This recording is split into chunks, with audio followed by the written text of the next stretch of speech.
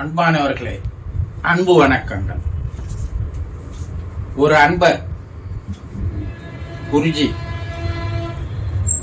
அகால மரணம் அடைந்து போகிறார்களே, அவர்களுடைய ஆன்மா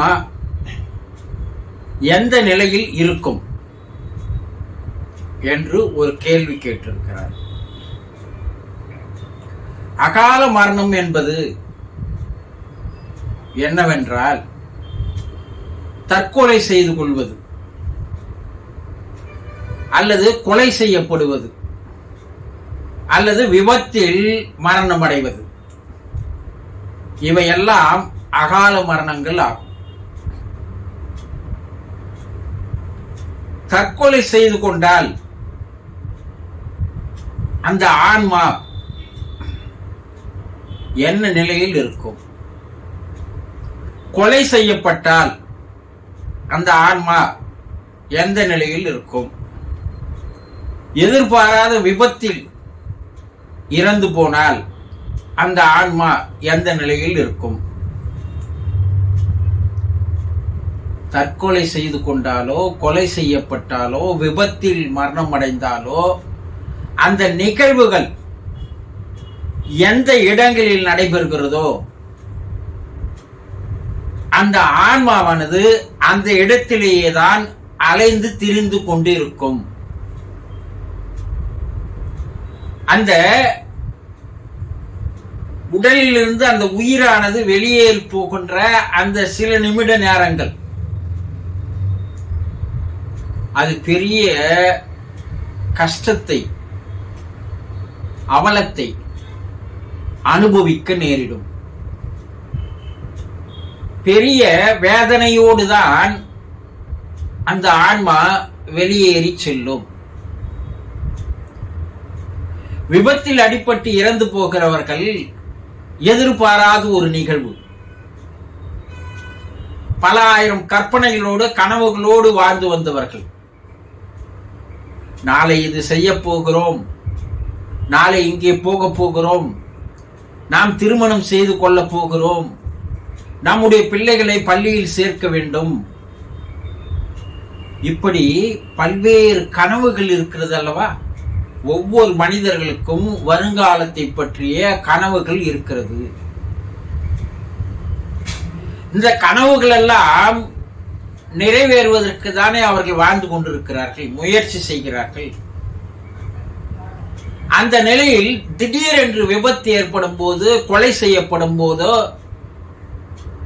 அந்த சில நிமிடங்களாவது அந்த உடலில் இருந்து அந்த ஆன்மா வெளியேறி போகின்ற அந்த இடைப்பட்ட நேரத்தில் அது நினைத்து பார்க்கின்ற அந்த வேதனைகளும் கவலைகளும் அதனால் வார்த்தையில் வெளியே சொல்ல முடியாத ஒரு சூழ்நிலைக்கு ஆளாக்கப்படுகிறது. அப்பொழுது அந்த ஆன்மாக்கள் அந்த இடத்தை விட்டு வேறு எங்கும் செல்லாமல் அந்த இடத்திலேயே அலைந்து திரிந்து கொண்டிருக்கும். இதைதான் பேய் என்று கூறுவார்கள். இந்த அகால மரணம் அடைந்தவர்கள் பேயாக உலாவிக் கொண்டிருக்கிறார்கள் என்று கூறுகிறார்கள். ஒரு வீட்டில் ஒருவர் தற்கொலை செய்து கொள்கிறார். திடீரென்று எடுத்த முடிவு. ஆனால் எடுத்த முடிவிற்கு அப்பால் அந்த உடலிலிருந்து அந்த உயிர் பிரிந்து போகின்ற அந்த இடைப்பட்ட நேரத்தில் நாம் பெரிய தவறு செய்து விட்டோமோ, தற்கொலை செய்து கொள்ளாமல் இருந்திருக்கலாம் அல்லவா, நாம் இதையெல்லாம் நினைத்துக் கொண்டிருந்தோமே, நம் குடும்பத்தினர் எல்லோரையும் அனாதையாக்கிவிட்டு சொல்கிறோமே, நம் மீது அவர்கள் வைத்திருந்த அன்புக்கு நாம் துரோகம் செய்கிறோமே, இப்படியெல்லாம் அந்த ஆன்மா நினைத்து பார்த்து வேதனை அடையும். ஆக அந்த வேதனையை மறக்க முடியாமல், ஜீரணிக்கவும் முடியாமல் அது அந்த இடங்களிலேயே அலைந்து கொண்டிருக்கும். தற்கொலை செய்து கொள்ளுடைய வீடுகளிலே பல அமானுஷ்ய நிகழ்வுகள் நடப்பதை நாம் கேள்விப்பட்டிருப்போம்.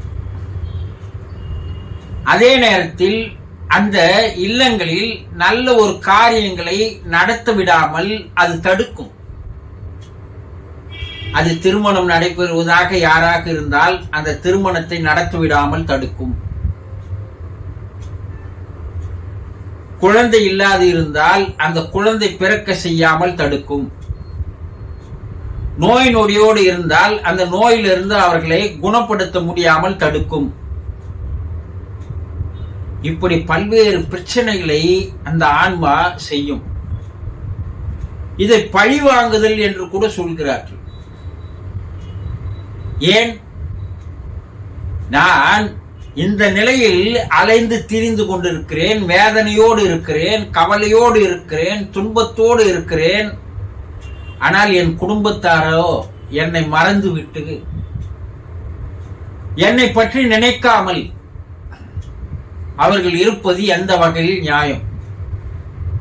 ஆகவே அவர்களுக்கு எந்த ஒரு நல்ல செயலையும் செய்ய விடமாட்டேன் என்று இந்த அகால மரணம் அடைந்த அந்த ஆன்மாக்கள் அந்த குடும்பத்தில் பல கெடுதல்களை செய்யும்.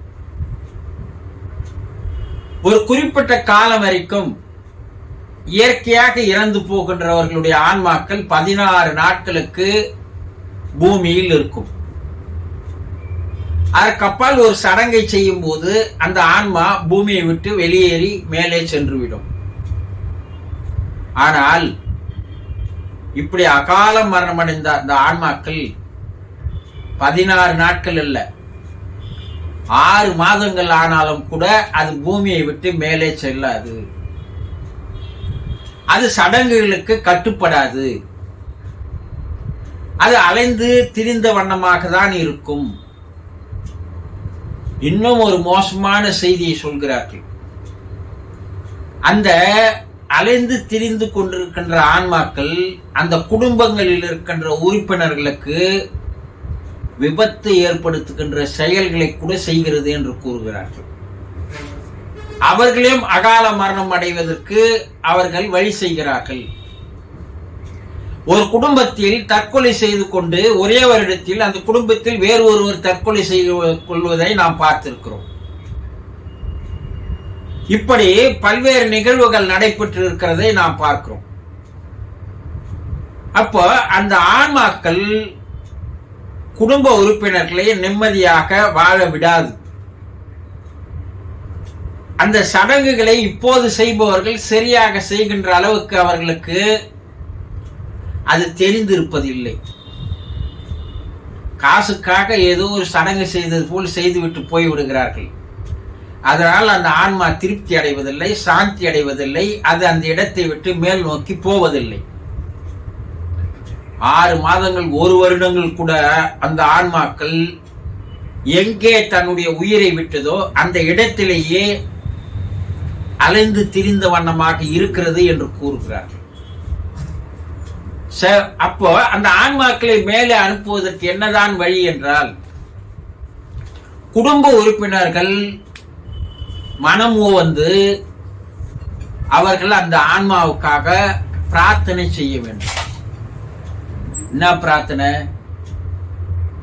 நாங்கள் உங்கள் மீது அக்கறையோடு இருக்கிறோம், அன்போடு தான் இருக்கிறோம். உங்களை பிரிந்தது எங்களுக்கு பெரும் துயரமாக வருத்தமாக தான் இருக்கிறது. இருந்தாலும் கூட இந்த நிகழ்வு நடைபெற்று விட்டது. இது எதிர்பாராத ஒன்றுதான். ஆக நீங்கள் எங்களை பற்றி கவலைப்பட வேண்டாம். நீங்கள் சந்தோஷமாக உங்களுடைய ஆன்மா சாந்தி அடைந்து மேல் உலகிற்கு சென்று அங்கு இருக்க வேண்டிய காலம் நிம்மதியாக இருங்கள். நாங்கள் உங்களை நினைத்து தினந்தோறும் பிரார்த்தனை செய்கிறோம், கவலைப்பட வேண்டாம் என்று குடும்ப உறுப்பினர்கள் அனைவரும் தினந்தோறும் பிரார்த்தனை செய்து வர வேண்டும். அந்த பிரார்த்தனையின்பால் தான் அந்த ஆன்மா மனம் சமாதானம் அடைந்து மனம் சாந்தி பெற்று அது மேல் உலகிற்கு செல்லும். அப்படி மேல் உலகிற்கு சென்ற ஆன்மாக்கள் பாவ உலகில் தான் சில காலங்கள் வாழும். தான் செய்த தவறுக்குண்டான தண்டனையை அங்கே அனுபவிக்கும். இந்த முன்னோர்கள் அங்கே இருந்தால் அவர்கள் அந்த ஆன்மாவுக்கு பக்கபலமாக இருந்து அந்த ஆன்மாவை அந்த இடைஞ்சல்களிலிருந்து, சிக்கல்களிலிருந்து, துன்பங்களிலிருந்து விடுவிக்க செய்வார்கள். குடும்பத்தார் செய்கின்ற பிரார்த்தனையும் கூட பாவ உலகில் அவர்கள் படுகின்ற அந்த தண்டனையிலிருந்து விடுவிக்க செய்ய முடியும். இதை அந்த குடும்ப உறுப்பினர்கள் நாள்தோறும் பிரார்த்தனை செய்து வர வேண்டும். அப்போதுதான் அந்த ஆன்மாக்கள் சாந்தி அடைந்து மேலே செல்லும். பாவ உலகில் இருக்கின்ற, நரகத்தில் இருக்கின்ற அந்த ஆன்மாக்களுக்கு விடுதலையும் கிடைக்கும். இல்லை என்றால் அந்த குடும்ப உறுப்பினர்களுக்கு நிம்மதி இருக்காது, நல்லது நடைபெறாது, பல்வேறு பிரச்சனைகளை, கஷ்டங்களை, துன்பங்களை, துயரங்களை சந்திக்க வேண்டி வரும்.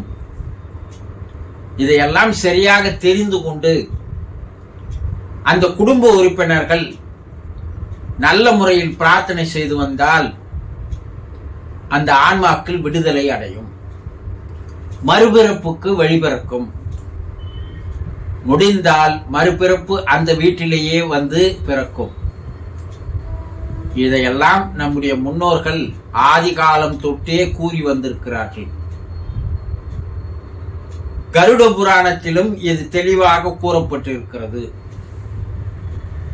அதே நேரத்தில் ஆவி உலக ஆராய்ச்சியாளர்கள், இன்றைய ஆராய்ச்சியாளர்கள் அது 100% உண்மை என்பதையும் தெளிவுபடுத்தி இருக்கிறார்கள். இதையெல்லாம் தெரிந்து கொள்வது மிக மிக நல்லது. உங்களுடைய குடும்பத்தில், உங்களுக்கு தெரிந்த உற்றார் உறவினர் குடும்பத்தில், நண்பர்கள் குடும்பத்தில் இது போல நிகழ்வுகள் நடைபெற்று இருக்கலாம். அவர்களுக்கு இந்த வழிமுறையை எடுத்து சொல்லி அவர்களுடைய துன்பங்களிலிருந்து விலக்குவது நீங்கள் செய்த புண்ணியமாக மாறும்.